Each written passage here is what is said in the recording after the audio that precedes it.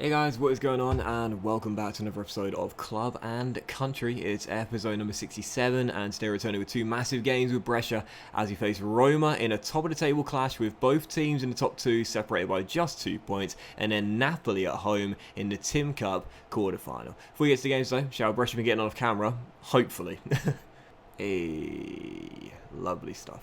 So yes, on the back of our escape in the first round of the Tim Cup this year at home to Crotone and the 1-0 loss in America against Milan in the Supercoppa. Just the one game in a run of camera coming in midweek, and it was a 2-1 win against Niko Kovac's Bologna away from home.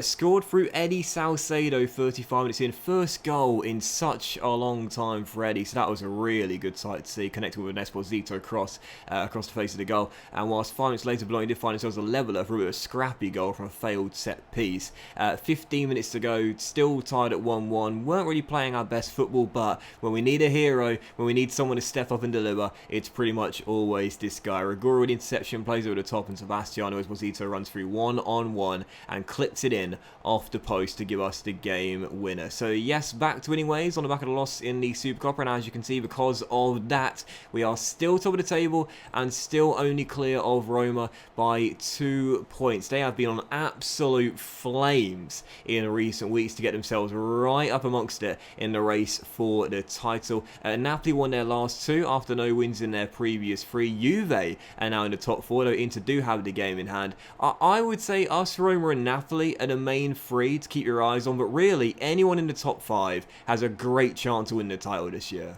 With nothing else to report, let's dive right into the first game of today's episode, and it is indeed Roma in the battle between the top two, Forza Brescia. I'll never forget 2 years ago, halfway point in the season, they were 14 points clear at the top of the table when we came back to win the title. They are gunning for it this year though, they're in great form. Can we hold them off this time around? Right now in the injury report, as you can see, we've got some players that are still down. Bastoni, we probably won't see him today, still coming back. Vescucci, as we know, the broken lower leg, we're not going to see him for a long time now. And Eddie Salcedo as well, scored his first goal in so long against Bologna, and what a shocker, straight afterwards gets an injury. It's a damage shield, not too bad. He'll be out for the first and possibly both games today. Rigoro is suspended, a bit of a blow. He's been good this season. Everyone else is fine. So 4-2-3-1 control, possession style of play. Ordero's in goal, but for his Pellegrini, Sistana, Armini De Paoli, with Gavoni in the box-to-box role today. Normally deep line playmaker, but instead Viviani's going to take that role, with Franchi on the left, Picardi on the right, Anderson through the middle, and Esposito up top. On the bench, Mola, Parola, Pepetti, Muru, Barbieri, De Sisto, Magia, Peroni, Storaro, Del Monte, Borelli, and Simonetti as well. First of two, it's a massive one between the top two, with 2 points separating the two. Forza Brescia. Roma, as we know, has started using quite a few new gens and regens in their team now. Unsurprisingly, we're now 7 seasons into the save. They've got a good Danish left back who looks very good indeed, only 18 years old, and this guy is definitely in the category of bona fide wonder kid. Of course, Bassotti, I don't know if I told you this, but basically I discussed this guy at the start of the season. This is the world-class striker that I compared to Zlatan Ibrahimovic. He used to play for Bologna and Torino. He's back at Roma. They repurchased him, and I'm not one bit surprised. Homegrown and trained at the Stadio Olimpico, to decide to bring him back for a whopping £68 million, worth every single penny, no doubt about that. Can we stop him tonight? Well, let's find out. We are at the Bentagodi, we are at home, and if we do win, we will go 5 points clear at the top of the table. If we lose, we'll drop to second. This is a massive game, even in January. And I think with the form that Roma are in right now, if they are to win this game, which will probably be, for their sakes, the toughest game of the season, they will have destiny firmly in their own hands to just run away with things at the top of the table like they should have done, and they were doing 2 years ago. Anyway, on the left-hand side there, Sassuolo just taking an early lead against Inter Milan, and as Esposito makes it 1-0, we've taken an early lead against Roma. Quick ball through to Claudio, nods it down, and our number 9 converts it in the near post, and what a start for Brescia. Mattia Viviani coming back from that broken ankle he suffered at the start of the season, well, in pre-season even. It's been a long road back for him, but now in the team, shows his class, whips one in, Franchi nods down, and there is the man of the moment, Sebastiano Esposito, our number 9, with yet another goal. He has averaged more than 1 goal per game this season in the Serie A. a remarkable season. I said it, how is he going to recover after those Nation League penalty misses in the final and the third place playoff? Well, here's your answer. He's bounced back like any elite striker would, with no problems whatsoever. Here's Davi Calabria down the right hand side trying to find Roma's leveller, and it doesn't come through him, but it comes through that man, Barsotti, with the goal. Roma back on level terms. 6'5" and just absolutely sublime. I don't think there is going to be a better new gen or regen striker in this game than him, and Sassuolo are doing both of us a favour here, 2-0 up on Inter Milan, who, as things stand, are going to stay in 5th place. I'm going to say to the boys here, it's time for everyone to dig in and give everything you've got left tonight. We deserve to win this match, so let's go and do it. Although I will individually criticise the midfield for a lack of chances being created. Second half to begin, still 1-1, but I think someone is going to win this game. And I'm looking at Sebastiano and Barsotti and thinking, who is going to turn up in this second half here? Well, there's a free kick for Roma. Oh, an Odero.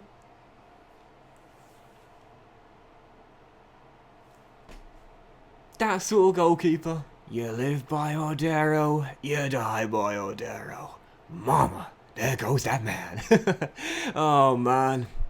Carbon copy of Andre Onana if I've ever seen one. The amount of points this guy single-handedly won and cost us in this save is just ridiculous, man. And unfortunately, in the biggest of games, he's done the latter. 12 minutes to go. We've created very little in this game as well. So disappointing here. We'll play at a higher tempo, keep the ball on the deck as much as we can as well. But I don't think we're going to find ourselves a level up. We've just not done enough today. Expected more, honestly. Expected a lot more from this Brescia team. Looking to make a statement, go 5 points clear. And instead, despite taking an early lead, we just didn't really do enough. We never had our foot on the gas pedal all throughout the game. We just did not put enough attacks on Roma's goal. Statistically, as you'll see, it's been quite even, but honestly, 9 shots and 5 on target for our high-powered offense featuring the best striker in world football. It's not good enough. Got to get him more service, and the 3 supporting players behind him as well had to do more. And there it is. Our lead at the top of the table has been lost. Roma have now won 6 straight in the Serie A and go top of the table after an Emil Odero clanger. Second place, 17 games to go even. Still a long way remaining, but don't discount Napoli as well, who have the game in hand as well. They can get right back in this too. Long way to go, but already now our second defeat of the season. That's a tough pill to swallow, that one.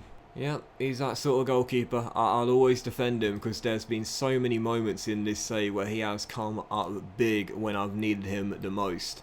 Particularly, there was a game against Juve, I think it was during our first year when we won the title, when the man just went absolutely ham and nothing got past him. As we'll process through the Crotone game, where unfortunately our bogey team couldn't do us a favour there as Napoli get the win. But yeah, it is true, there are a lot of games like that one where he just does let the side down. Either way, so Napoli now cut the gap on us to 3 and Roma to 4. 17 games to go. Is it a 3-horse race, a 4-horse race, or a 5-horse race? So right now, the team that are in front and the horse that are in pole position are Roma. In great form. It's going to be tough to stop them now. Because we beat them at the Stadio Olimpico by 1-0, but lost at the Bentegodi by 2-1. I believe that means they will finish up with a better head-to-head record because they scored 1 more goal. Even though the goal difference between us two would be the same. I think that's right. So, yeah, that's a big blow there.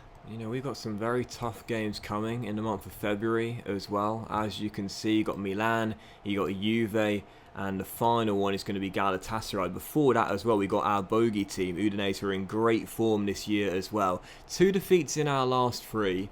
Facing the real prospect here of going out the Tim Cup in the quarter-final stages. We've never got to the semi-final, lest we forget as well. You know, every single season, I always say it in FM, every single season you do, you'll go into a bad patch of form at some point. It's unavoidable, and I'm just wondering whether this is the start of ours. We had a little bit of slump in December, but I'm now starting to wonder whether, with these key games coming, we're going to start to struggle at a crucial stage of the season. Well, let's hope that's not the case. We've never reached the semi-finals of the Tim Cup since the save began. Can we do it this time around against one of the best teams in Italy this year, Napoli, at the Bentagodi? Stick with the 4-2-3-1, control possession, but a few changes to our lineup with Sampdoria coming on the weekend away from home. Moller's in goal. The back four is now Muri, Parola, Armini, Barbieri, with Mergier and Viviani, a more experienced midfield duo for us. Franchi on the left, Dalmonte on the right, and supporting Esposito up top. And on the bench, Roderio, Sistano, Pipetti, Pellegrini, De Pali, De Sisto, Rigora, Storaro, Gavoni, Picardi, Varelli, and Simonetti as well. Second and final game. Are we going out of the Tim Cup once again before the semis? Forza Brescia. It is our lowest priority of the three. There's no doubt about that. I do care a lot more about the league and the Champions League as well, and why wouldn't I? But I really would like to reach the Final Four for the first time in the save. You know, I can't believe, this is our 7th season and we're yet to do that. I thought we were probably going to do it last season, but this year a golden chance. And if we are going to do it, we'll need to hold on to this lead. Claudio Franchi makes it 1-0 and we do strike early. 4th goal of the season for Claudio. He's really stagnated in his development since coming in from Milan. But he is now homegrown and trained at the club, I believe. Or maybe he will be at the end of this season. I can't remember now. But it's crucial to have that. And I do like him as a squad player as well. He can play on the left-hand side, the right-hand side, or up top himself. And Sebastiano really should have made it 2 there. He's been the danger man so far this afternoon. Still only leading by 1. Should have got a cushion there. Fell to the right man. Didn't take the chance, as that corner is dealt with. I certainly was going to take Esposito out of the starting 11 today, and he's through again, and this time gets it right. Goal number 30, and we're not even in February. And number 9 this season has elevated his game, and you'd think that's hard to do for a striker of his quality, but he's still somehow found a way. Brilliant ball over the top by Anderson. Esposito timed his rhyme perfectly, beat the offside trap, and finishes home at the far post. 2-0 Brescia, 25 minutes in, perfect start. 8 minutes to go in the half. We are not slowing down here. Mattia Viviani carries the ball over the halfway line and slides it through to Tommaso Barbieri. If we can get a 3rd goal, I wouldn't say that will be 1 foot in the semis, but we'll certainly be feeling that way. Tommaso Barbieri here with 1 man to beat, whips one in, and Franchi coming up big when we needed a performance from someone out there. Great cross by Barbieri, and Franchi's 5th of the year makes it 3-0. Silver lining, lose our lead at the top of the table, but still a long way to go. In the Tim Cup, for the first time ever, we're surely heading in to the semi-final stages. So badly wanted to do it last season, and I couldn't believe we were dumped out so early by Crotone, but this year it should be the moment. But instead, as Beneker makes it 3-1 and Napoli get ourselves a glimmer of hope right before the break, maybe I shouldn't celebrate too soon. Half time, 3-1. We have been mostly in control, but that late goal there means the game's not over yet. I think we're still going to be okay. We've certainly got the quality out there, and we've played very well in this one too. Sebastiano offloads to Mergier, who slides through Franchi for the hat-trick, and he should have had it as well. Easy save at the near post. Half an hour to go, still up by 2. I think we'll be fine. I think we'll be okay. Just over a quarter of an hour's worth of play remaining as Tommaso Barbieri beats our former left-back Ravazzi, and Esposito should have made it 4. 4 clear-cut chances, 13 shots on target, but still, we haven't put this game to bed just yet. Again, I think we'll be fine, but when you miss so many chances and you keep a quality team around, there's always that chance they'll get back in it. Come on, 1 more goal, and that will do it. Parola. Oh, dilly-dallies. Oh, and Marco Moller bails us out. Like I just said there, keep a quality team around and there's always the chance they'll get back in it. Marco keeps us leading by 2. Thank God for that.